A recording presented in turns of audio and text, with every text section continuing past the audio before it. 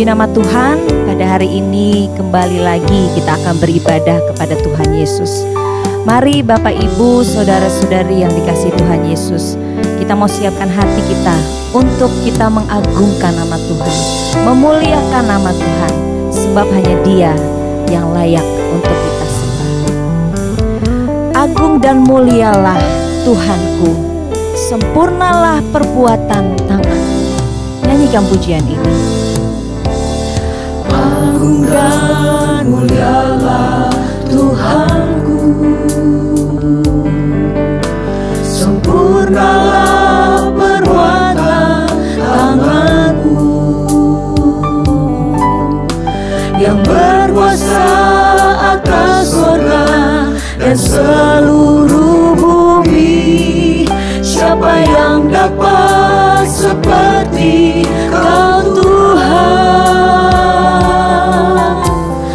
Agung dan mulialah Tuhanku, maha besar perbuatan tangan-Mu. Aku datang dan bersujud dalam hadirat-Mu, memuja Engkau seumur hidupku. Ku sembah Kau, Allah yang maha besar. Haleluya. Ku sembah Kau, Engkau yang layak Tuhan, Engkau Allah penyelamat kami. Ku sembah Kau yang kudus, kekuatan hidupku. Ajaib Tuhan, sungguh Engkau mulia. Agung dan mulialah Engkau Tuhan. Agung dan mulialah Tuhanku, sempurnalah perbuatan tangan-Mu,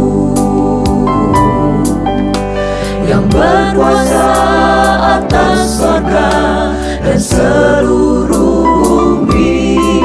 Siapa yang dapat seperti Kau Tuhan? Agung dan mulialah Tuhanku, maha besar perbuatan tangan-Mu. Aku datang dan bersujud dalam hadirat-Mu, memuja Engkau seumur hidupku. Ku sembah Kau, Allah yang maha besar. Ku sembah Kau, Yesus keselamatanku. Ku sembah Kau yang kudus,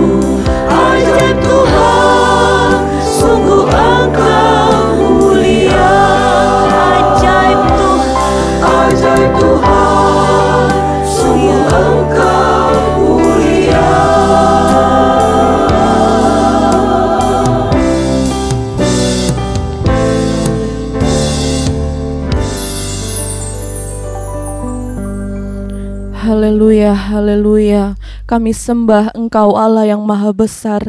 Kami tinggikan Engkau Tuhan. Terima kasih Bapa yang baik. Terima kasih keberadaan kami pada saat hari ini. Itu semua karena kebaikan Tuhan. Itu semua karena kemurahan Tuhan dalam hidup kami Tuhan.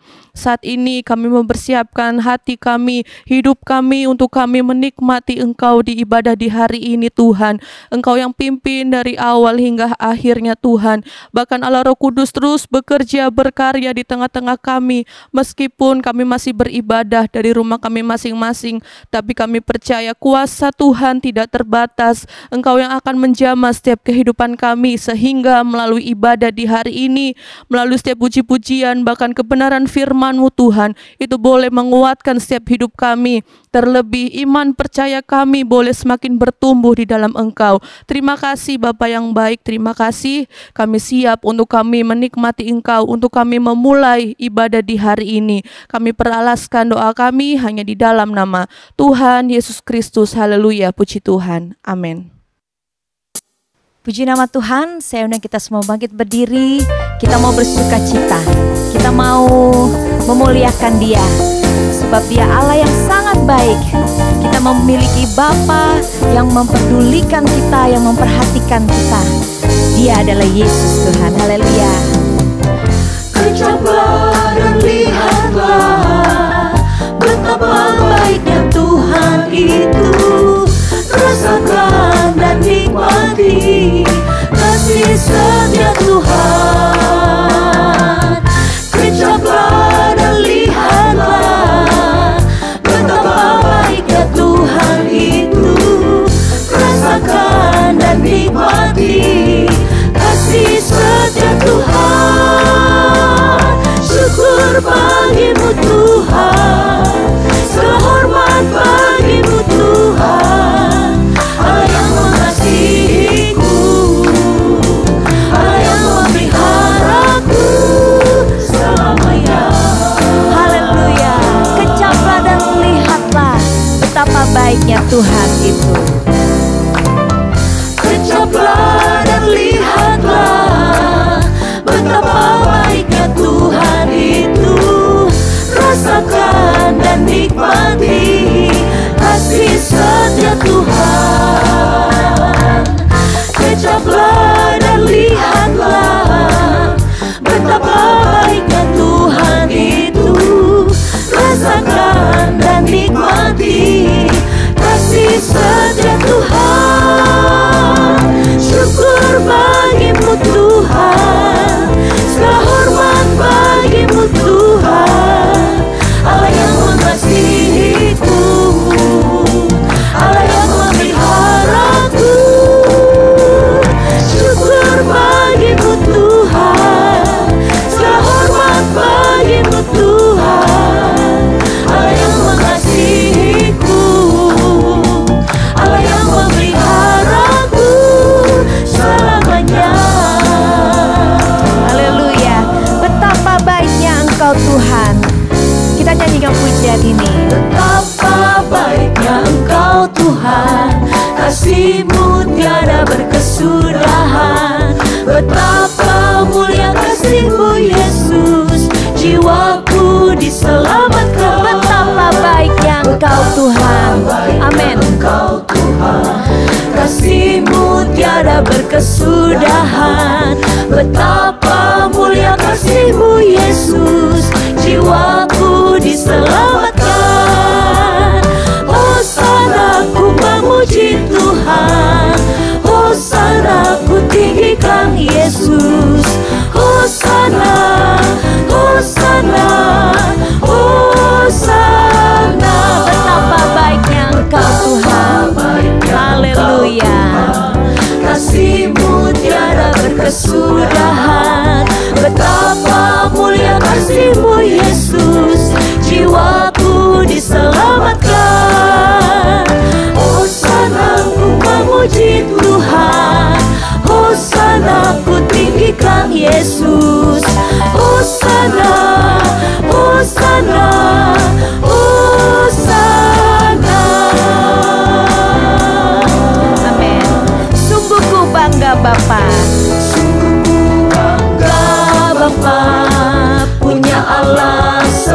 seperti Engkau. Sungguh ku bangga Yesus atas segala pengorbananmu. Tak ingin aku hidup lepas dari kasih-Mu. Kasih-Mu menyelamatkan dan beriku pengharapan. Kini ku persembahkan apa yang aku miliki. Memang tiada berarti bila dibanding dengan kasih-Mu.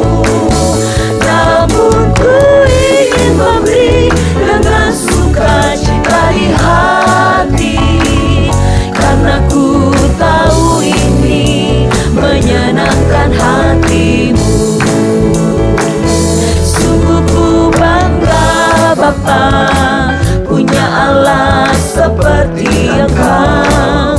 Sungguh ku bangga Yesus atas segala pengorbananmu. Tak ingin aku hidup lepas dari kasih-Mu. Kasih-Mu menyelamatkan dan beriku pengharapan. Kini ku persembahkan apa yang aku miliki. Memang tiada berarti bila dibanding dengan kasih-Mu. Namun ku ingin memberi dengan sukacita di hati, karena ku tahu ini menyenangkan hati-Mu. Kini ku persembahkan apa yang aku miliki. Memang tiada berarti bila dibanding dengan kasih-Mu. Namun ku ingin memberi dengan sukacita di hati, karena ku tahu ini menyenangkan hati-Mu. Haleluya, puji Tuhan, kita memiliki Allah Bapa yang sangat baik. Haleluya, puji Tuhan. Bapak Ibu yang dikasihi Tuhan Yesus Kristus, silakan duduk. Dan kita masih akan memuji Tuhan, kita masih akan memuliakan Tuhan. Cinta cari saya, darat tebus saya. Kita nyanyikan pujian ini. Haleluya. Cintanya mencari, memanggil siapalah, didapatnya kembali di tubir yang dalam, dipikunya akan domba, dibawanya kekawanan.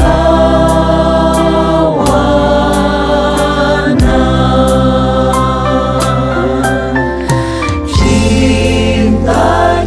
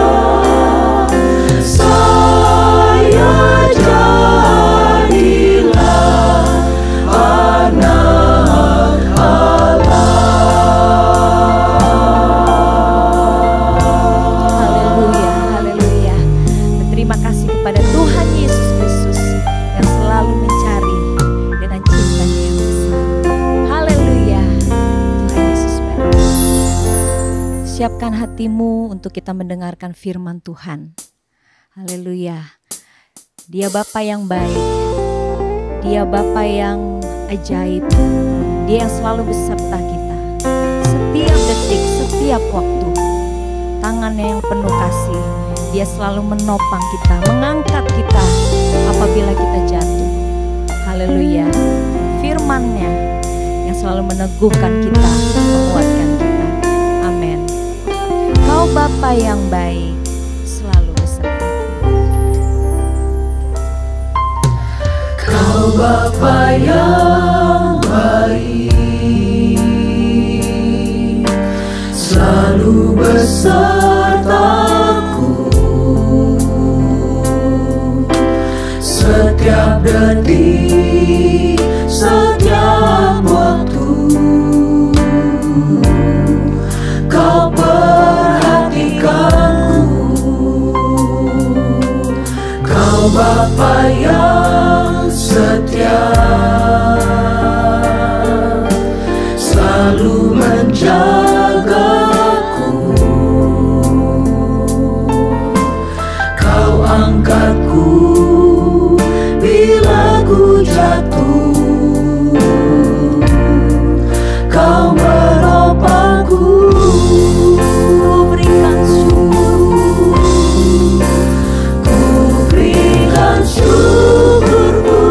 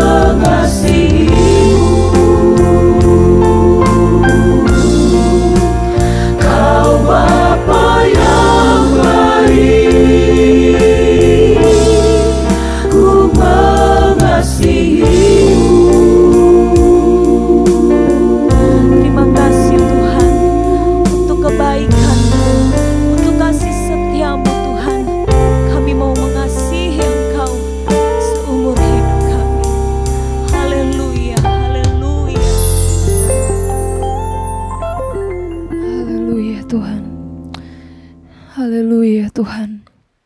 Inilah yang menjadi pengakuan kami Bapa di surga, yang kami kenal dalam nama Tuhan Yesus Kristus, bahwa kami benar-benar mengasihi-Mu Tuhan. Kami sungguh mengasihi-Mu Tuhan. Itu sebabnya hari ini kami ingin mendengarkan suara-Mu Tuhan melalui kebenaran firman-Mu. Tuhan, pakai hamba-Mu menjadi sarana Allah untuk memberkati kehidupan kami dimanapun kami berada. Siapapun yang menyaksikan tayangan ini Tuhan, kami ingin diberkati melalui firman-Mu. Sembunyikan hamba-Mu di belakang kayu salib-Mu, biar hanya kemuliaan Tuhan yang nampak melalui hamba-Mu yang ada Tuhan. Tuhan, kami berdoa Tuhan, baharui hidup kami melalui firman-Mu. Kuatkan kami melalui firman-Mu Tuhan di tengah hari-hari yang semakin berat ini. Biarlah kami dikuatkan melalui kebenaran firman-Mu. Dan jika kami salah, tegurlah kami melalui firman-Mu Tuhan. Biar senantiasa Tuhan kami boleh hidup dalam kebenaran firman-Mu, sehingga layak bagi kami disebutkan sebagai anak-anak-Mu.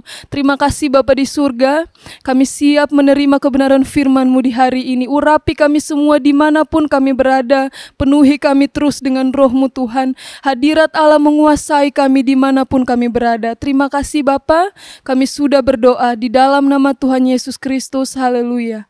Amin.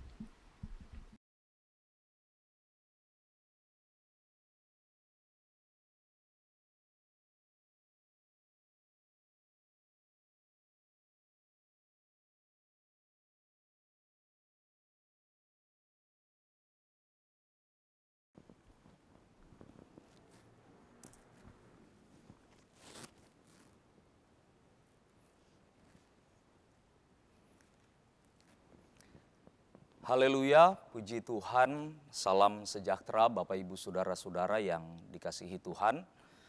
Mari kita melihat firman Tuhan untuk hari ini mengenai perumpamaan tentang anak yang hilang.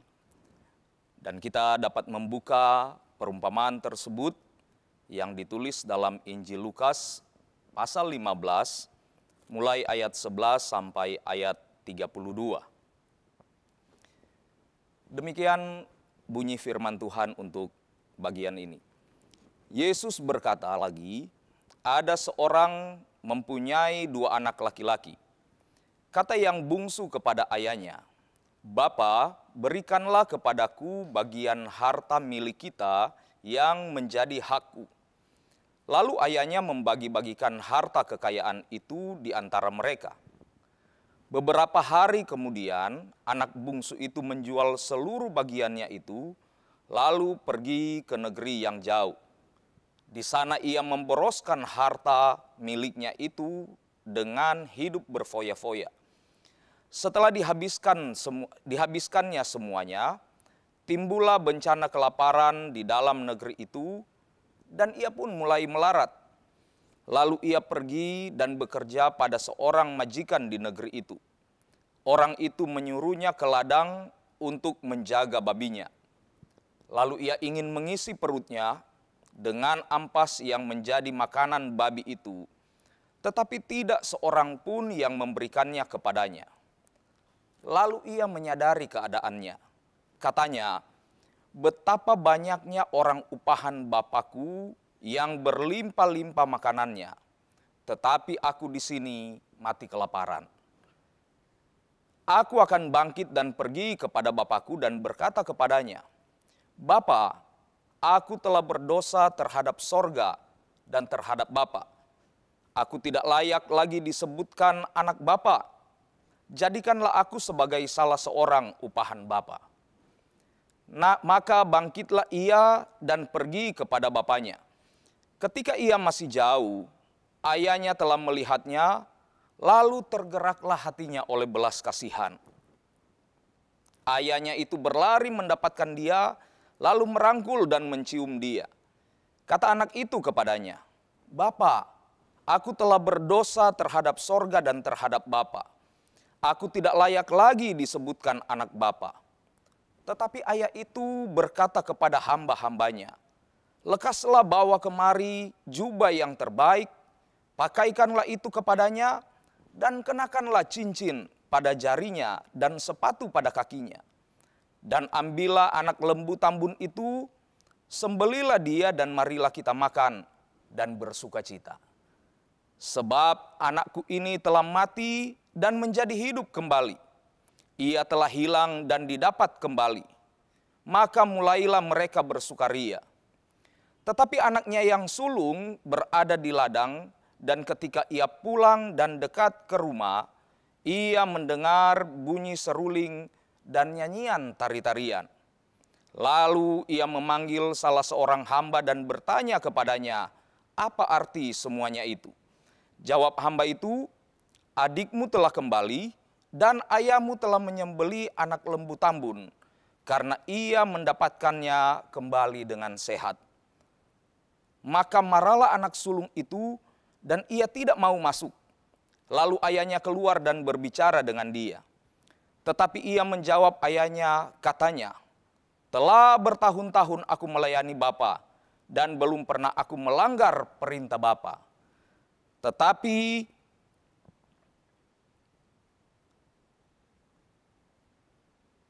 kepadaku belum pernah Bapa memberikan seekor anak kambing untuk bersukacita dengan sahabat-sahabatku. Tetapi baru saja anak Bapa yang telah memboroskan harta kekayaan Bapa bersama-sama dengan pelacur-pelacur, maka Bapa menyembeli anak lembu tambun itu untuk dia.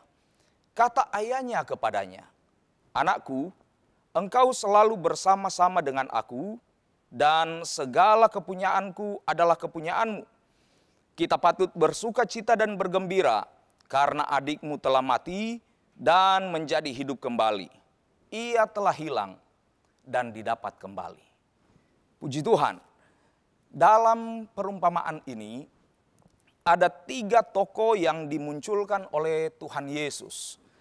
Tokoh yang pertama adalah anak yang disebut anak yang bungsu, yang kita bisa baca dari ayat 11 sampai ayatnya yang ke-12.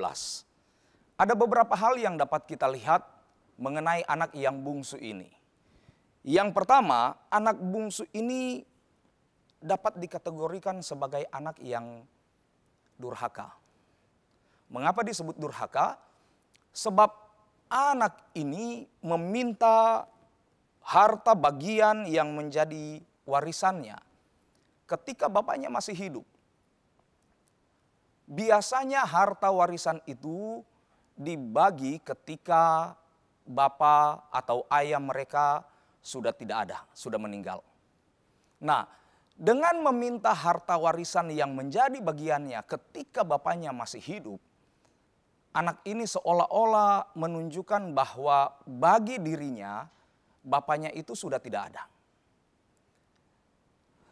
Kemudian dikatakan anak ini menjual harta yang berharga hanya demi memuaskan hawa nafsunya.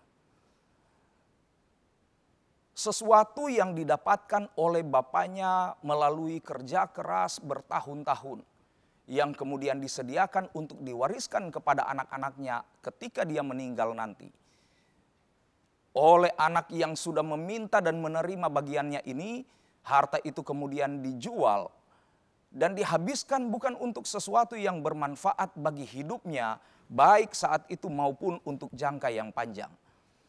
Anak itu menjual dan menghabiskan harta yang berharga yang dimiliki atau yang diberikan oleh bapaknya hanya untuk nafsu duniawi yang ada di dalam dirinya sebagai orang muda. Ketika harta kekayaan yang dia miliki, uang hasil penjualan dari harta yang dia miliki itu habis untuk berfoya-foya, Alkitab katakan pada saat yang bersamaan timbullah bencana kelaparan di negeri itu. Dan anak ini menjadi seseorang yang begitu melarat. Dia tidak memiliki uang untuk menyambung hidupnya. Dia yang terbiasa hidup nyaman di rumah bapaknya, menikmati kebaikan-kebaikan, fasilitas dan kekayaan bapaknya. Sekarang dia dapati dirinya, dia tidak memiliki apa-apa dan hidupnya menjadi terancam. Itu sebabnya dia kemudian pergi dan bekerja kepada seseorang yang ada di negeri itu. Tetapi pekerjaan yang diberikan kepadanya di mata orang Yahudi adalah pekerjaan yang sangat hina. Menjaga binatang yang merupakan binatang yang najis menurut aturan hukum Taurat. Anak ini disuruh menjaga babi-babi, bahkan pada satu titik tertentu ia menjadi sangat kelaparan. Dan kemudian dia ingin makan makanan babi. Sayangnya, untuk makan makanan babi itu pun dia tidak diizinkan oleh orang-orang yang ada di situ. Keadaan yang sangat menjepit, kesukaran yang luar biasa yang dialami oleh anak yang bungsu ini, kemudian menyadarkan anak bungsu ini. Dia teringat keadaan di rumah bapaknya. Dia katakan ada begitu banyak orang-orang yang bekerja di rumah bapaknya. Dan orang-orang itu tidak pernah mengalami kelaparan seperti yang dia alami. Orang-orang yang bekerja di rumah bapaknya, mereka dicukupkan dalam segala kebutuhan hidup mereka. Dan ingatan tentang keadaan rumah bapak ini yang membuat anak yang bungsu ini kemudian mengambil keputusan. Aku akan kembali ke rumah bapak. Sekalipun mungkin bapaknya tidak lagi menerima dia sebagai anaknya. Dia siap dengan konsekuensi itu. Dia tidak akan menuntut lagi haknya sebagai anak. Dia tidak akan datang dengan satu sikap di mana dia meminta bapaknya memperlakukan dia sebagai seorang anak. Tidak apa-apa bagi dia untuk dianggap sebagai seorang hamba, sebagai seorang pekerja upahan. Yang penting adalah dia dapat menikmati kebaikan bapaknya. Sama seperti yang dialami oleh orang-orang pekerja-pekerja yang diupah atau yang bekerja di dalam rumah bapaknya. Orang yang kedua atau tokoh yang kedua yang dituliskan yang kita bisa jumpai diangkat oleh Tuhan Yesus dalam perumpamaan ini adalah anak yang sulung. Kita dapat baca tentang anak yang sulung itu di dalam ayat 25 sampai ayat yang ke-30. Anak yang sulung ini diceritakan oleh Yesus sebagai seseorang yang marah dan mengungkapkan kemarahan itu sebagai respon atas tindakan bapaknya terhadap adiknya yang kembali pulang ke rumah. Tidak banyak informasi yang diberikan tentang anak yang sulung ini. Kita lihat tokoh yang ketiga. Di dalam kisah ini, perumpamaan ini adalah si bapa. Bapa yang memiliki 2 orang anak. Yang kemudian diinformasikan, diberitahukan bagaimana karakter atau sifat bapak ini.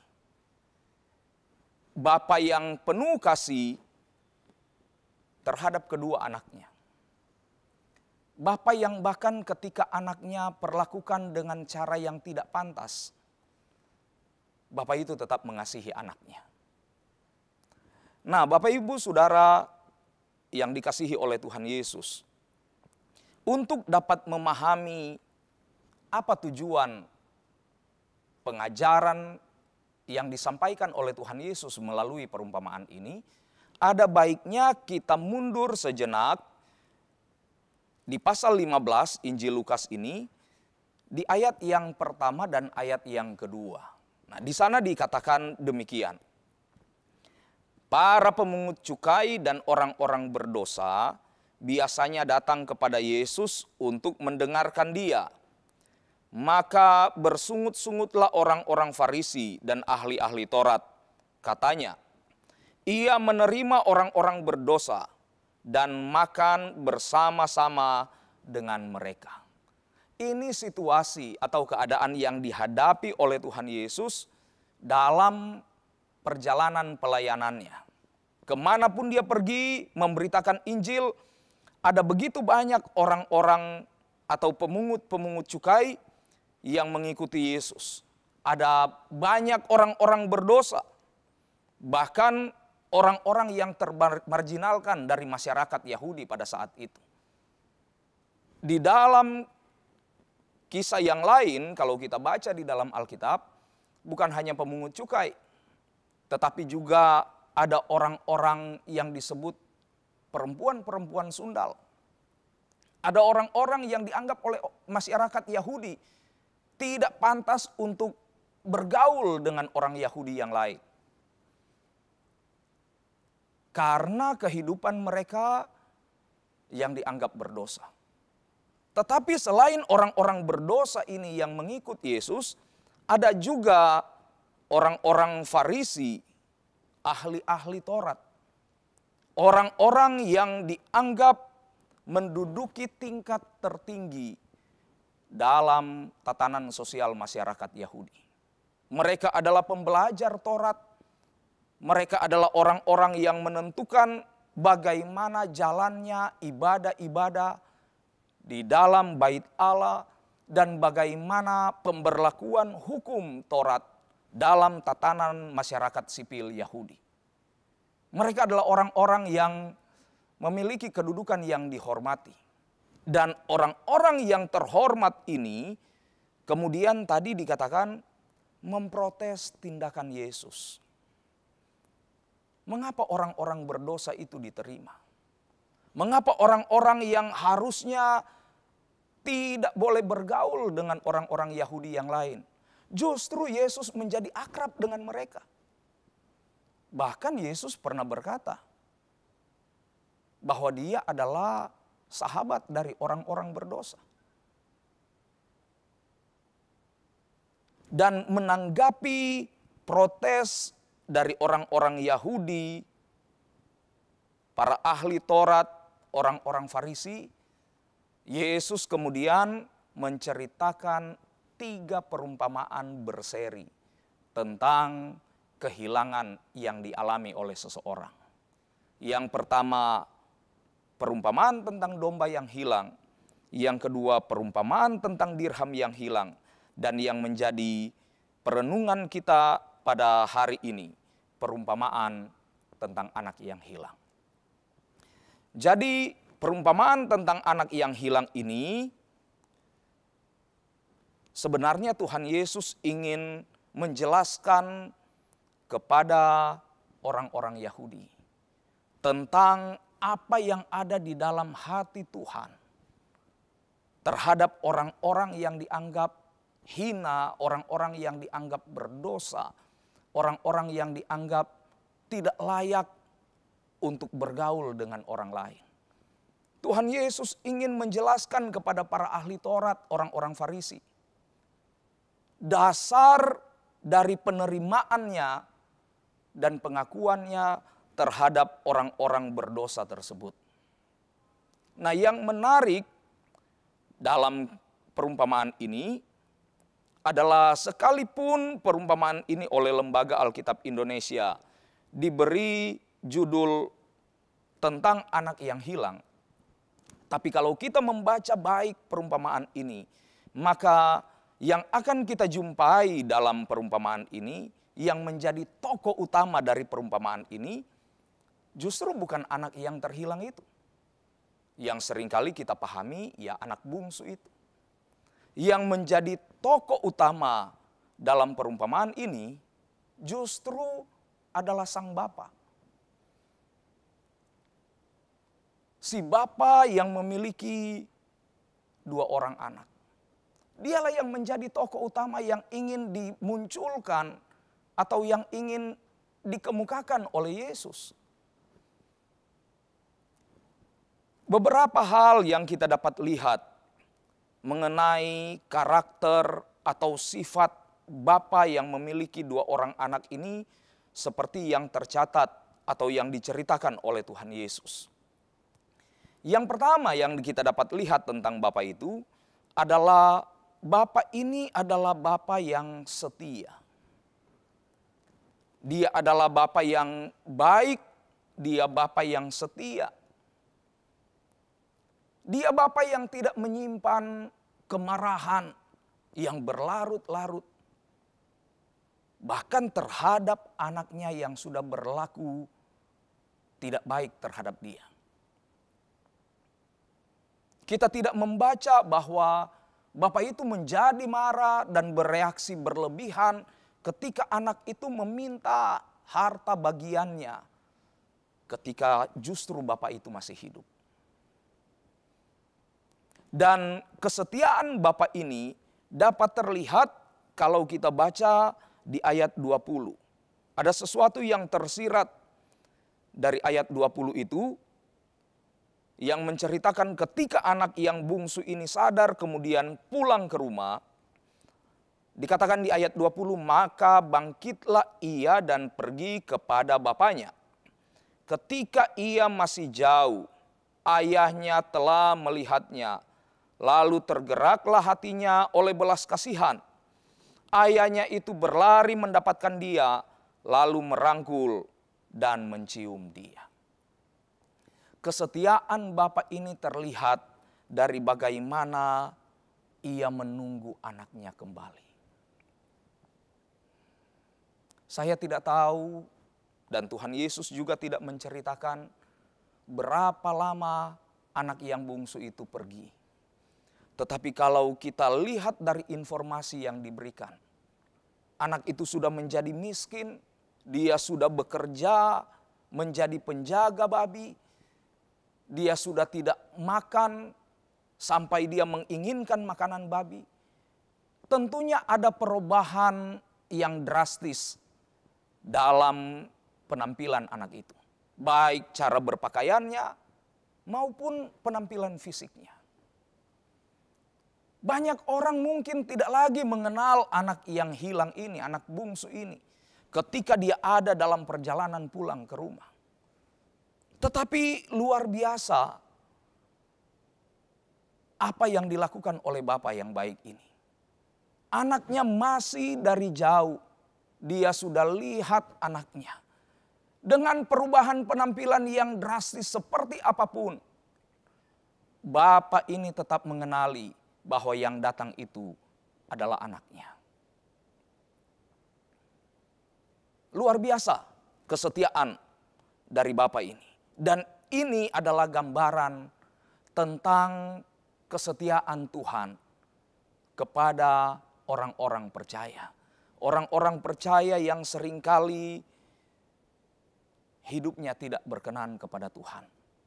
Orang-orang percaya, anak-anak Tuhan yang justru seringkali melakukan hal-hal yang tidak sesuai dengan apa yang Tuhan kehendaki.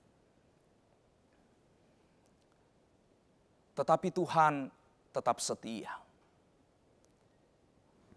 Yang kedua tentang bapak ini. Bapak ini menerima anak yang terhilang itu apa adanya.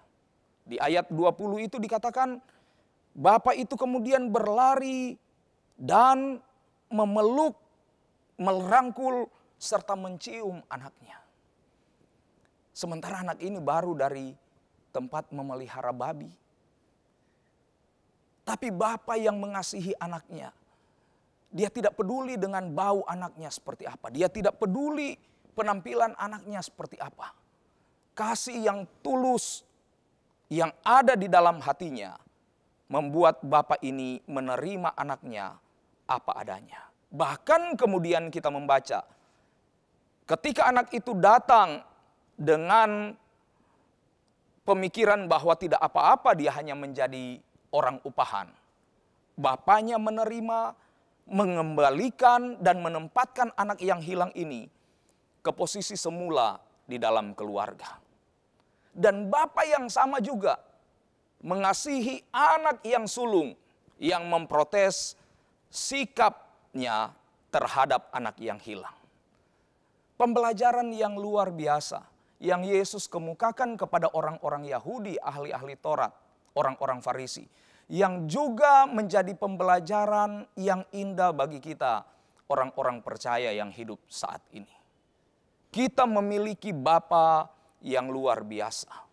Kalau saja kita sebagai orang-orang percaya menyadari, mengerti dan memahami bahwa kita memiliki Bapa yang seperti itu. maka itu akan membuat kita bergerak untuk datang mendekat kepada Bapa yang baik itu.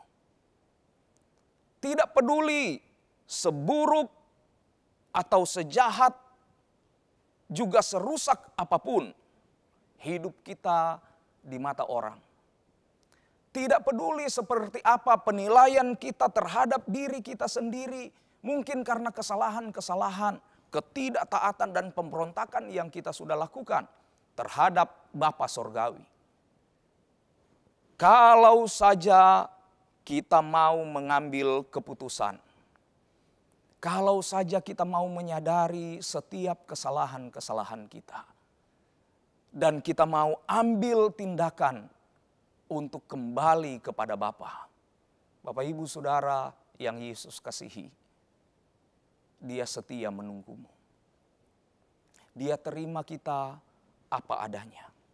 Dia tidak akan jadikan kita sebagai orang upahan, tetapi Dia akan tempatkan kita kembali sebagai anaknya yang Dia kasihi. Yang diperlukan dari kita adalah kesadaran dan tindakan kita untuk kembali kepada Bapa. Saya tidak tahu hari-hari ini seburuk apa kehidupan yang engkau jalani. Engkau sendiri, Bapak Ibu Saudara sendiri yang dapat mengerti, yang tahu dengan persis keadaanmu seperti apa. Mungkin engkau mengalami hal-hal yang berat karena sikapmu yang menjauhkan diri dari persekutuan dengan Bapa. Mungkin engkau mengalami kerusakan-kerusakan di dalam keluargamu, di dalam rumah tanggamu, karena kehidupan yang tidak sesuai dengan firman Tuhan. Kalau saja hari ini Tuhan dapat berbicara di dalam hatimu, Roh Kudus berbicara di dalam hati dan pikiranmu, mengingatkan dan menyadarkan engkau tentang apa yang sedang engkau alami. Maka ambillah tindakan dan keputusan. Kembalilah kepada Bapa yang baik itu. Tidak usah pedulikan dengan keberatan-keberatan orang. Tidak usah terlalu terpikirkan dengan pikiran-pikiranmu yang menuduh engkau. Yang dibutuhkan adalah tindakanmu, tindakan kita, keberanian kita untuk datang kembali kepada Bapa. Di surat Ibrani pasalnya yang keempat, ayatnya yang keenam. Ibrani pasal 4, maksud saya ayat yang ke-16, dikatakan demikian. Sebab itu marilah kita dengan penuh keberanian menghampiri tahta kasih karunia, supaya kita menerima rahmat dan menemukan kasih karunia untuk mendapat pertolongan kita pada waktunya. Tuhan setia, Dia tidak pernah membuang orang-orang yang datang kepadanya. Dia tidak pernah menolak siapapun yang mau datang kepadanya. Asal orang itu mau datang kepada Tuhan, hampiri Dia dengan hati yang tulus. Hampiri Dia dengan kerinduan dan kesadaran akan besarnya kasih karunia-Nya. Nabi Yesaya pernah sampaikan firman Tuhan kepada orang Israel.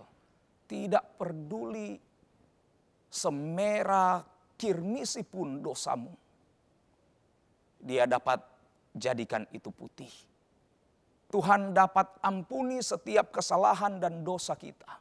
Dan dengan pengampunan dan penerimaan yang Dia berikan kepada kita, di saat yang bersamaan juga Dia akan lakukan pemulihan di dalam hidup kita.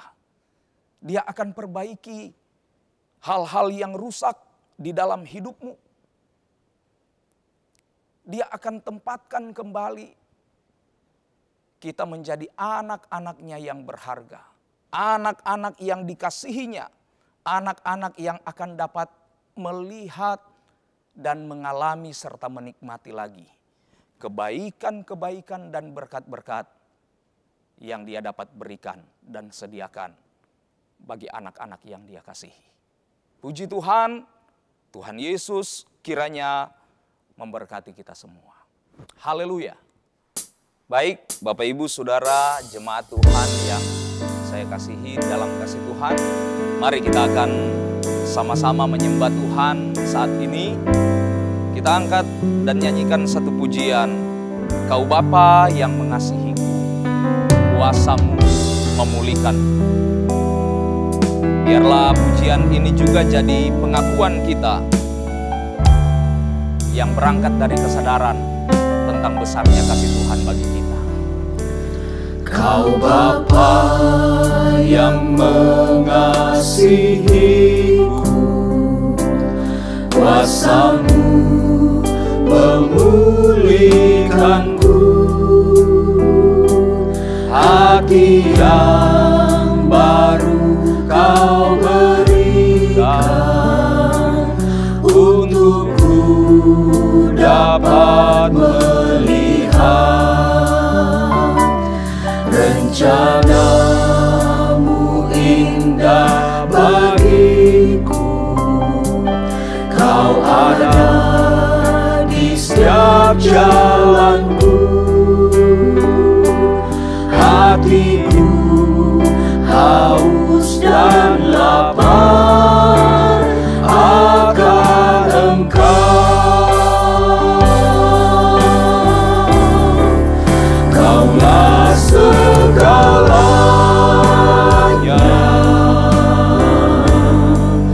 di dalam hidupku.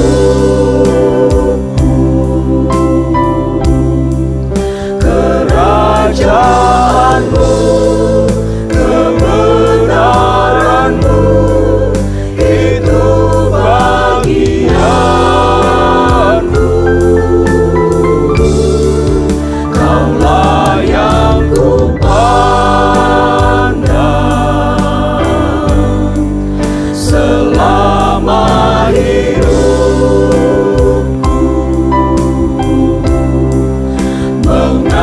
Mengasihi-Mu, memuliakan-Mu, Bapa dan Rajaku. Sekali lagi, Kau Bapa yang mengasihi. Kau Bapa yang mengasihiku, Amin. Haleluya. kuasa-Mu memulihkan. Terima kasih Tuhan. Hati yang baru Kau berikan, untukku dapat melihat. Katakan rencana-Mu indah bagiku ya Bapa.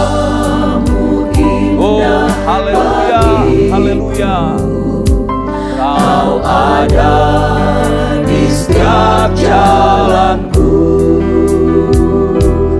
hatiku haus dan lapar akan Engkau. Mari dengan segenap hati katakan, Kaulah segalanya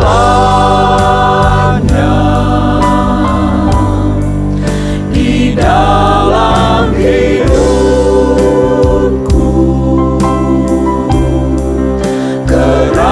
Kerajaan-Mu, kebenaran-Mu, itu bagianku.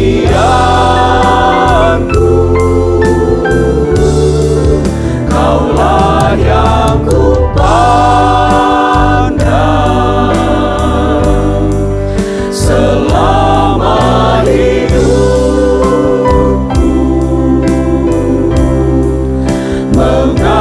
Mengasihi-Mu, memuliakan-Mu, Bapa dan Rajaku.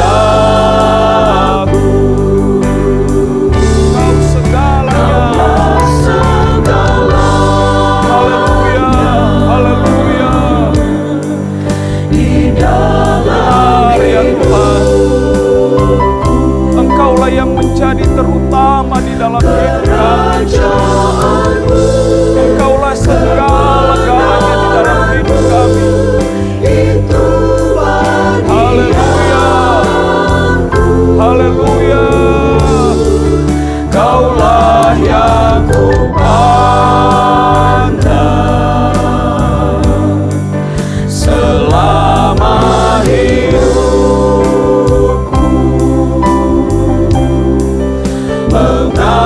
mengasihimu, memuliakanmu, Bapa dan Rajaku. Haleluya. Haleluya. Dia Bapa yang penuh dengan kasih. Dia Bapa yang mencintai kita anak-anaknya apa adanya.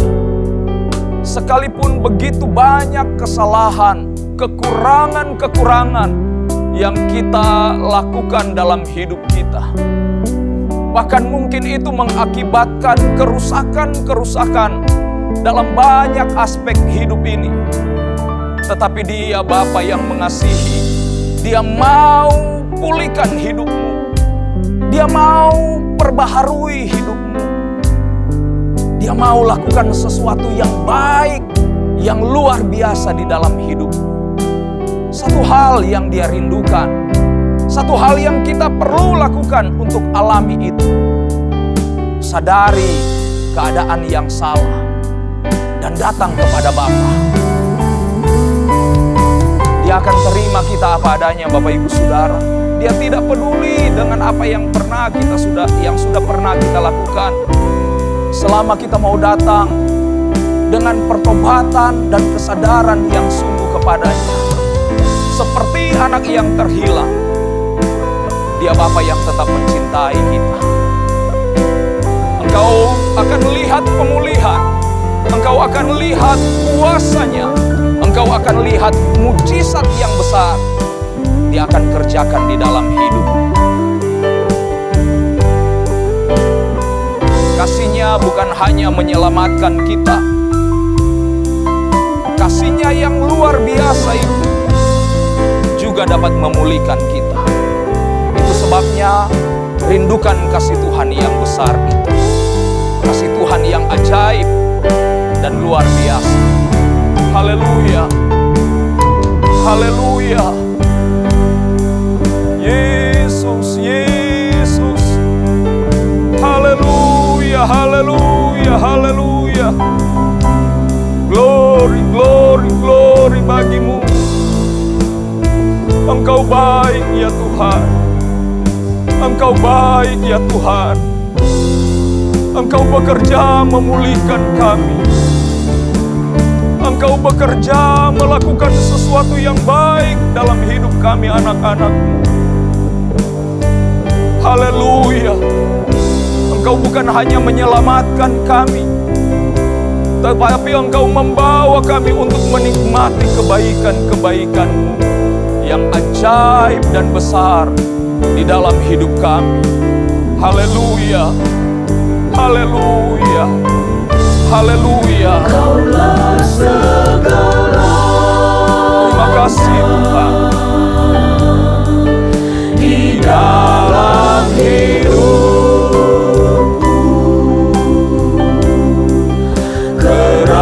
Kerajaan-Mu, kebenaran-Mu, itu bagianku. Kau yang kupandang, Kaulah yang kupandang selama hidupku. mengasihi-Mu, Mengasihimu, memuliakanmu, Bapa dan Rajaku.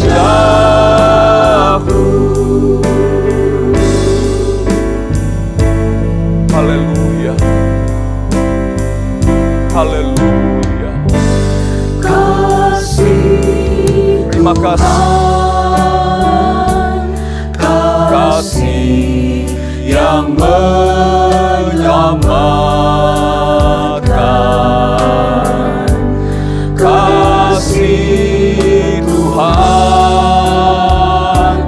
tak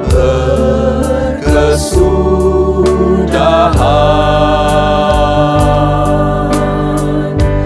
Sepanjang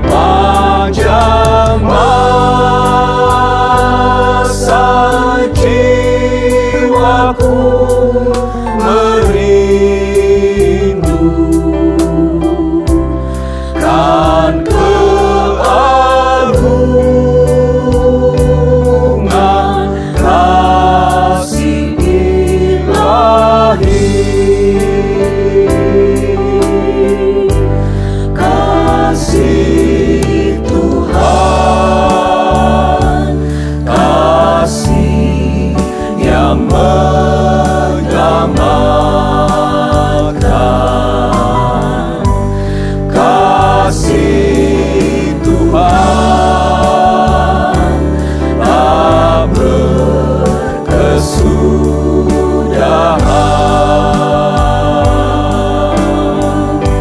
Sepanjang masa jiwaku merindukan keagungan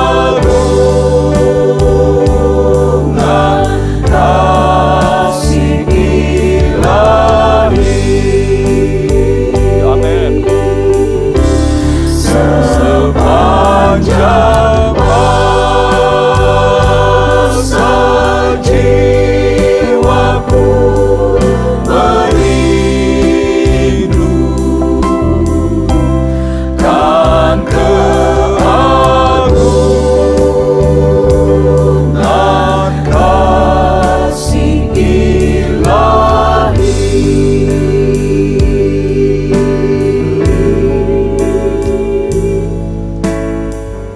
Haleluya. Haleluya. Haleluya. Terima kasih ya Tuhan. Terima kasih buat kebenaran-Mu yang kami dapat dengarkan dan renungkan bersama pada saat ini. Kami diingatkan kembali akan kasih-Mu yang besar. Kasih yang bukan hanya menyelamatkan kami, tetapi di dalam keselamatan yang Engkau kerjakan itu, Engkau juga memberikan di dalamnya kepada kami berkat-berkat yang luar biasa untuk kami dapat hidup berkenan di hadapan-Mu. Tetapi seringkali ya Tuhan, keadaan dunia, situasi hidup yang kami jalani, membuat kami jauh dari Engkau. Banyak kali kami hidup tidak sesuai dengan kehendak-Mu. Dan di sanalah seringkali kami jumpai, kami melihat dan kami alami ya Tuhan, ada begitu banyak kesulitan-kesulitan dan kesukaran. Ada banyak kerusakan-kerusakan dalam berbagai aspek hidup yang kami alami. Dan kami sadar itu karena kami jauh dari persekutuan dengan Engkau. Tetapi saat ini kebenaran-Mu mengingatkan kami ya Tuhan, bahwa Engkau Bapa yang baik, Engkau Tuhan yang setia, Engkau tidak pernah membuang kami ya Tuhan. Kalau saja kami menyadari keadaan kami bergerak untuk datang menghampiri Engkau, maka Engkau akan kembali menerima kami apa adanya. Engkau akan ampuni setiap kesalahan kami. Engkau akan pulihkan keadaan kami. Dan kembali kami akan menerima dan mengalami kekayaan anugerah dan kemurahan Tuhan yang luar biasa di dalam hidup kami. Terima kasih Tuhan buat kebenaran yang kami dapat dengarkan saat ini. Dan hamba-Mu berdoa untuk setiap jemaat Tuhan, anak-anak Tuhan yang sudah mendengarkan firman-Mu. Roh Kudus kiranya bekerja di dalam hidup dan hati kami masing-masing. Meteraikan firman-Mu dan berikan kami kekuatan untuk dapat melakukan kebenaran ini. Supaya kami dapat melihat di dalam hidup ini kekayaan kasih karunia dan anugerah Tuhan. Kami dapat alami dengan limpah. Terima kasih Tuhan. Kami percaya persoalan dan masalah kami Tuhan akan tolong. Tuhan akan jawab.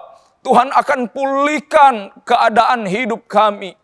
Baik Tuhan itu dalam pekerjaan kami, dalam usaha kami, dalam rumah tangga atau keluarga kami, dalam segala aspek hidup ini. Tuhan akan bekerja, Tuhan akan pulihkan, dan di dalamnya kembali kami akan memuji dan memuliakan Tuhan. Terima kasih ya Tuhan. Berkati setiap kami yang sudah mengikuti ibadah pada saat ini. Kami percaya berkat-berkat Tuhan jadi bagian kami. Akhirnya Bapak Ibu Saudara yang kekasih, terimalah berkat, rahmat dan anugerah yang besar dari Allah Bapa di sorga, kasih dan sayangnya Yesus Kristus, Tuhan kita, serta pimpinan, penyertaan, penghiburan, sukacita, damai sejahtera, dan kekuatan dalam persekutuan yang manis dengan Roh Kudus, tinggal tetap jadi bagian kita semua. Mulai saat ini, sampai hari Maranatha, Tuhan datang menjemput kita semua. Di dalam nama Tuhan Yesus Kristus, kami berdoa dan mengucap syukur terima berkat-Mu. Haleluya, haleluya. Amin, amin. Tuhan Yesus memberkati kita semua. Puji Tuhan.